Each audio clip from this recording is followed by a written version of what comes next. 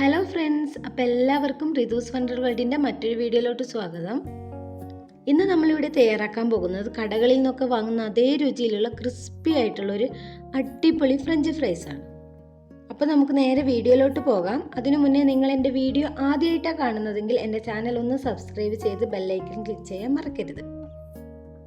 French fries ഉണ്ടാക്കാനായിട്ട് ഞാനിവിടെ 3 medium size potato ആണ് എടുത്തിരിക്കുന്നത്. നിങ്ങൾക്ക് എത്രയാണോ വേണ്ടത് അത്രയും എടുത്താൽ മതി. ഇനി നമുക്ക് ഈ പൊട്ടറ്റോയുടെ തൊലിയൊക്കെ ഒന്ന് നല്ല രീതിയിൽ കളഞ്ഞെടുക്കാം.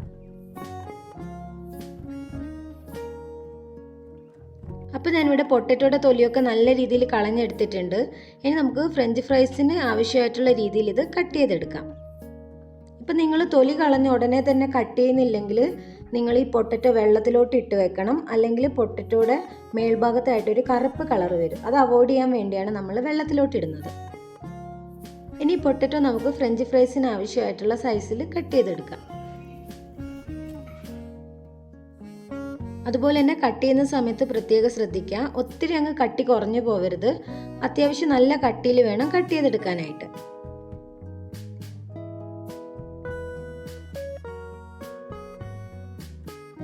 അപ്പോൾ ഞാനിവിടെ പൊട്ടറ്റോ ഒക്കെ കട്ട് ചെയ്ത് എടുത്തിട്ടുണ്ട്.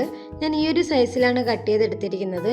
ഈ ഒരു സൈസോ അല്ലെങ്കിൽ ഇതിനേക്കാളും കുറച്ച് കൂടുതലായാലും കുഴപ്പമൊന്നുമില്ല. പിന്നെ ഞാനിവിടെ ഒരു പാത്രത്തിൽ തണുത്ത വെള്ളം എടുത്തിട്ടുണ്ട്. നമ്മൾ കട്ട് ചെയ്ത് വെച്ച പൊട്ടറ്റോ നമുക്ക് ഇതിലോട്ട് ഇട്ട് കൊടുക്കാം.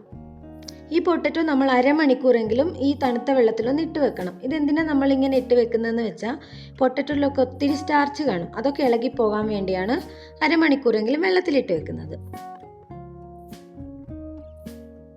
ഇപ്പോൾ ഏകദേശം അരമണിക്കൂർ കഴിഞ്ഞിട്ടുണ്ട്. ഇനി പൊട്ടറ്റോ നമുക്ക് നന്നായി കഴുകിയതിന് ശേഷം ഒരു പാത്രത്തിലോട്ട് മാറ്റാം.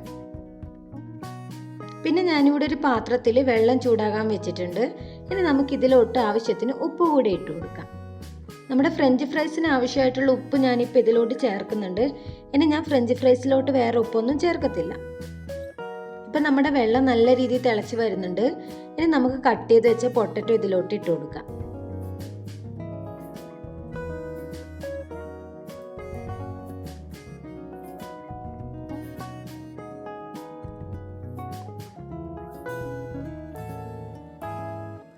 ഇപ്പോൾ പൊട്ടറ്റോ ഒക്കെ വെള്ളത്തിൽ കിടന്ന് നല്ല രീതിയിൽ തിളച്ച് വരുന്നുണ്ട്. ഒത്തിരി അങ്ങ് വെന്ത് പോകരുത്. ജസ്റ്റ് ഒന്ന് തിളയ്ക്കുമ്പോൾ തന്നെ നമ്മൾ ഫ്ലെയിം ഓഫ് ചെയ്തതിന് ശേഷം ഇത് വേറൊരു പാത്രത്തിലോട്ട് മാറ്റണം. പൊട്ടറ്റോ ഒക്കെ ഞാനിപ്പോൾ ഒരു പാത്രത്തിലോട്ട് മാറ്റിയിട്ടുണ്ട്. ഇനി നമുക്കിതൊരു അടപ്പ് വെച്ച് അടച്ചതിന് ശേഷം ഫ്രീസറിൽ ഒരു 2 മണിക്കൂറെങ്കിലും റെസ്റ്റ് ചെയ്യാൻ വെക്കണം. ഞാനിവിടെ ഇപ്പോൾ ഒരു 3 മണിക്കൂർ ഫ്രീസറിൽ വെച്ചിട്ടുണ്ട്. ഇനി നമുക്കിതൊന്ന് തുറന്ന് നോക്കാം.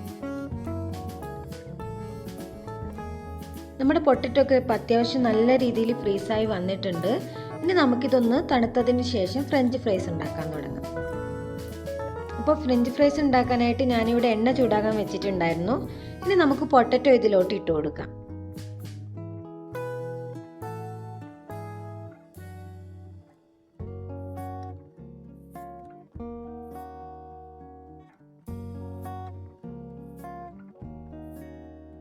നമ്മുടെ പൊട്ടറ്റോ ഒക്കെ ഇപ്പോൾ നല്ല രീതിയിൽ ഫ്രൈ ആയി വരുന്നുണ്ട്.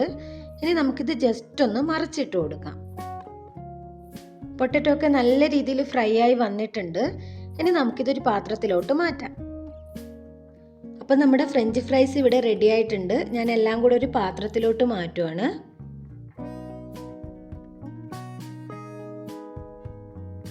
അപ്പോൾ ഇനി നമുക്ക് വീട്ടിൽ തന്നെ വളരെ എളുപ്പത്തിൽ കടകളിൽ നിന്ന് വാങ്ങുന്ന അതേ രുചിയിലുള്ള ഫ്രഞ്ച് ഫ്രൈസ് തയ്യാറാക്കി എടുക്കാൻ പറ്റും.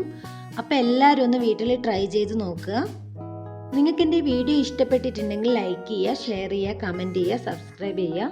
ഇനി പുതിയൊരു വീഡിയോ വരുന്നത് വരെ റിതൂസ് സൈനിങ് ഓഫ്.